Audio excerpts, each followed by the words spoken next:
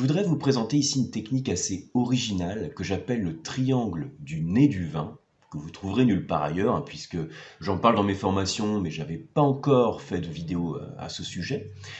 C'est une technique en fait qui va vous permettre de mieux comprendre les arômes du vin. Quand vous avez un verre de vin comme ça entre les mains, vous essayez de retrouver les arômes. C'est une manière de représenter via un schéma le profil aromatique d'un vin. Ça va vous servir en tant que dégustateur parce que je sais que retrouver les arômes du vin, c'est toujours quelque chose qui est assez compliqué. J'en ai déjà parlé plein de fois sur cette chaîne. Et là, ce que je vous propose, par une représentation très visuelle, c'est de mieux comprendre les arômes dominants d'un verre de vin, le représenter comme ça par un petit schéma, et simplement en voyant le schéma que vous avez tracé, que vous sachiez à quel type de vin ça correspond. Bon, alors je ne sais pas si dit comme ça c'est très clair, la petite introduction que je vous propose. En tout cas, en tant que dégustateur, j'espère que ce sont des choses qui vont vous être très utiles, j'en suis sûr, parce que je sais que tout ce qui apporte des repères visuels, ça aide grandement dans la dégustation. Alors, je vais utiliser comme toujours des petits schémas, enfin comme très souvent des petits schémas sur cette vidéo, un schéma en particulier de la représentation du profil aromatique, donc le triangle du nez du vin. Ce petit schéma fait comme ça à la main pour les besoins de la vidéo, vous allez le retrouver de manière beaucoup plus propre dans le kit du dégustateur. Vous le savez, c'est le premier lien qui est sous la vidéo, vous pouvez le télécharger gratuitement. Et dans le kit du dégustateur, il y a un dossier que je renouvelle régulièrement, chaque semaine, à chaque nouvelle vidéo.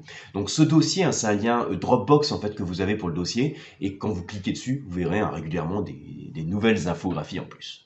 Bref, je ferme la parenthèse. Alors, pour bien comprendre le truc, vous savez que je vous représente très souvent, dans la dégustation du vin, ce que j'appelle le profil gustatif du vin. Ce profil gustatif du vin, donc je vous le montre, vous l'avez en particulier, bon, je vais déjà représenter, vous l'avez dans les infographies, mais vous l'avez aussi à la page 271 de mon livre en particulier, où je vous montre, de manière toute bête, voilà, le graphe acidité-onctuosité, vous voyez ici, acidité-onctuosité, et puis ensuite le profil à 3 axes pour le vin rouge, où on rajoute les tanins. Donc ça veut dire que tous les vins que vous dégustez, vous pouvez les représenter sur ces 3 axes. Si c'est quelque chose qui vous dit rien, ça veut dire que vous êtes nouveau sur la chaîne, on serait la bienvenue à vous. Et je vous mets une petite vidéo en dessous dans le descriptif, dans lequel je parle un petit peu plus en détail de ce profil à plusieurs axes. Au-delà de ce profil à 3 axes, ou à 2 axes pour le vin blanc, on peut tracer le même type de profil pour les arômes du vin. Ça va vous permettre de représenter au final ce que j'appelle le triangle du nez du vin. Alors, pour comprendre ça, il faut savoir qu'on peut classer les arômes du vin par sensation dominante. J'en ai déjà parlé à d'autres reprises. Si ça vous dit rien, je vous le résume en 2 secondes. En gros, donc c'est dans la page 231 de mon livre, vous pouvez avoir les arômes du vin qu'on classe par arôme de froid ou arôme de chaud. Arôme de froid versus les arômes de chaud, qui sont caractéristiques d'un climat frais versus d'un climat chaud. Vous voyez donc typiquement des arômes de froid, ces arômes de citron vert, de pamplemousse, de pommes vertes, et les arômes de chaud, ce sont les arômes de fruits plus mûrs, caractéristiques d'un climat qui va être un peu plus clément. Au-delà des arômes de froid et des arômes de chaud, donc qui sont liés au climat, je vais avoir les arômes de printemps et d'automne. Je vous montre ici sur le schéma. Donc printemps caractérise plutôt les vins jeunes, les arômes d'automne caractérisent plutôt les vins évolués. Donc les vins jeunes, les fruits frais, j'ai mis ici les fleurs fraîches, versus les fruits secs, le champignon, le sous-bois, les végétaux de terre, qui sont associés aux arômes d'automne et donc aux vins plus évolués. Et puis ensuite, vous avez un 3e axe que j'appelle l'axe intérieur-extérieur, que je vous montre ici. Alors, je suis en train de me battre un peu avec le livre. Donc arôme d'intérieur, listé ici. Et arôme d'extérieur, donc caractéristique de l'élevage. Arôme d'intérieur, c'est ce qui est lié à l'élevage en fût. Donc par exemple, cire, cuir, café, le pain, la fumée, tout ça. Et les arômes d'extérieur, donc élevage en cuve inox, les fleurs, les fruits et les végétaux. Ok? Donc ça, j'en ai déjà parlé dans d'autres vidéos, je vous mettrai le lien en descriptif. Là, je ne vais pas détailler plus, vous avez simplement à avoir cette idée en tête de 3 axes qui nous permettent de classer les arômes du vin. Maintenant, ces 3 axes, je vais les retourner et les représenter sous forme d'un triangle. Et ça me donne ce type de représentation. Regardez. Ça, c'est l'axe de l'élevage, donc arôme d'intérieur, d'extérieur. Ça, c'est l'axe de l'âge, arôme de printemps, arôme d'automne. Ça, c'est l'axe du climat, arôme de froid, arôme de chaud. Ok ? Ça, c'est le schéma à avoir en tête que vous retrouvez aussi dans le kit du dégustateur.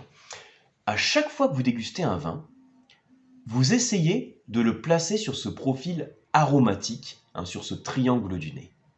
Vous dites, entre l'axe d'intérieur-extérieur, qu'est-ce qui domine? Entre l'axe de printemps-automne, qu'est-ce qui domine? Et de froid et chaud, qu'est-ce qui domine? Exemple, je vous prends, alors c'est un exemple que j'avais mis dans le livre, hein, le Cabernet Franc de la Loire, voilà, un Cabernet Franc, Saumur-Champigny par exemple, voilà, typiquement dans sa jeunesse. Hein. Eh bien, il est probable que dans l'axe froid-chaud, vous allez retrouver plutôt des arômes de fruits frais. Hein, si vous retrouvez de la framboise, de la mûre sur les fruits, ce ne sera pas la liqueur de cassis par exemple, ce sera plutôt la fraîcheur du fruit qui sera là. Donc on sera par ici. On est sur un jeune Saumur Champigny, je vais retrouver plutôt des arômes de printemps, pas d'arômes de sous-bois, d'évolution, etc. Et puis, si mon jeune Cabernet Franc de la Loire n'est pas élevé en fût, eh bien je vais être sur ce type de représentation, des arômes d'extérieur. Okay. Maintenant, si je prends un vieux Gigondas, un Vallée du Rhône méridional, eh bien il est probable que, comme il est vieux, hein, je vais avoir des arômes d'automne. Et puis, on est sur un Gigondas, hein, c'est un vin solaire, donc je vais avoir un caractère beaucoup plus chaud au niveau des arômes. Si j'ai des arômes de fruits, ils vont être plus mûrs. Là, pour le coup, mon cassis a plus être de la liqueur de cassis, voire la cerise mon chéri, hein, macérée à l'eau de vie, vous voyez le côté alcooleux qui va être plus présent.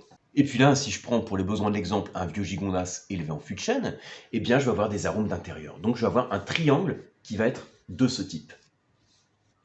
Si je prends un jeune Pauillac, donc Bordeaux, rive gauche, cépage Cabernet Sauvignon, Cabernet Franc, Merlot par exemple. Alors jeune Pauillac typique hein, avec un élevage en fût de chêne. Bien regardez. Il est probable en dégustation, alors on va me dire il faut peut-être le sentir pour être sûr de chacun des axes, par rapport au style de vin et à l'appellation, on peut avoir des typicités et tracer ce type de profil pour différentes appellations. Ça fera le sujet d'une autre vidéo. Alors, jeune Pauillac, je vais avoir plutôt des arômes de froid. Eh oui, parce que là, mon cassis, il va pas être sous forme de liqueur, il va être plutôt sur le fruit frais. Et puis là, si le vin est jeune, je vais plutôt avoir des arômes de printemps. Et des arômes d'intérieur, puisqu'on va avoir du fût. Donc je vais avoir un triangle qui va avoir ce type de représentation sur le triangle du nez. Vous voyez que on n'est pas du tout sur les mêmes représentations, logiquement, sur le triangle gustatif à 3 axes. Ça représente différentes tendances. Et le principe, c'est simplement en observant le triangle du nez, vous allez pouvoir caractériser le nez du vin par quelques termes qui résument les sensations que l'on a, voire même qui résument le profil du vin. Je vous montre, je vous l'ai rajouté sur le schéma. Regardez, ici, j'ai une flèche qui va vers le bas, donc par ici, de là à là, pour le boisé.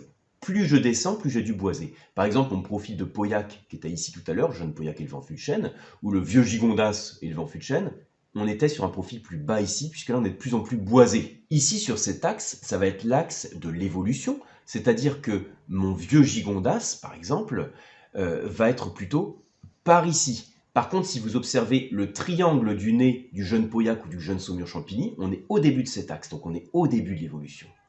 Et ensuite, pour cet axe-là, qui est lié au climat, eh bien, plus je descends sur cet axe, plus j'ai un vin solaire.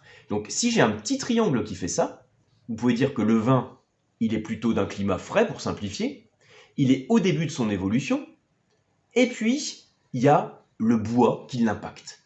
Si au contraire, j'ai un profil qui est marqué ici, vous voyez, comme ça, eh bien j'ai un vin qui est plutôt solaire, qui est marqué aussi par l'élevage en fût, et qui est au début de son évolution.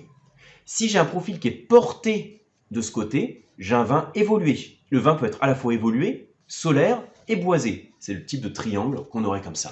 Vous voyez un petit peu, alors je vous le montre de manière rapide et schématique. L'idée, c'est simplement avoir avoir en tête ces 3 axes et ce qu'on place sur chacun des axes. J'aime le représenter de cette manière-là avec élevage, climat, âge, plutôt que sur un autre ordre, parce que ça permet aussi de mieux comprendre les styles de vin. J'en reparlerai sur notre vidéo, pour l'instant, retenez-le de cette manière-là. Et souvenez-vous aussi de ce que ça représente en termes de style. C'est une manière de comprendre le style de vin, ou de déduire quelque chose sur le style de vin, en analysant son profil aromatique. C'est une manière donc d'utiliser ce que j'appelle le triangle du nez. J'espère que ce concept vous plaît, hein. Je répète, c'est un concept nouveau dont j'avais pas parlé sur ces vidéos YouTube. J'espère que ça pourra vous aider dans vos dégustations. Merci de partager la vidéo, c'est le principe, hein, c'est ce qui permet aussi de faire connaître la chaîne. Si la vidéo vous a plu, bah merci comme toujours de la liker, de vous abonner à la chaîne si ce n'est pas encore fait. Et puis on se retrouve eh bien, sur les cours d'onologie, oula je fais tomber mes verres, sur les cours d'onologie et sur les formations certifiantes, hein, sur le site lecoam.eu. Pris en charge pour la plupart par le CPF, ce qui vous permet donc de faire financer votre formation. Et puis on se retrouve aussi sur mon club d'onologie à distance, c'est le club du dégustateur. À très bientôt, santé à vous.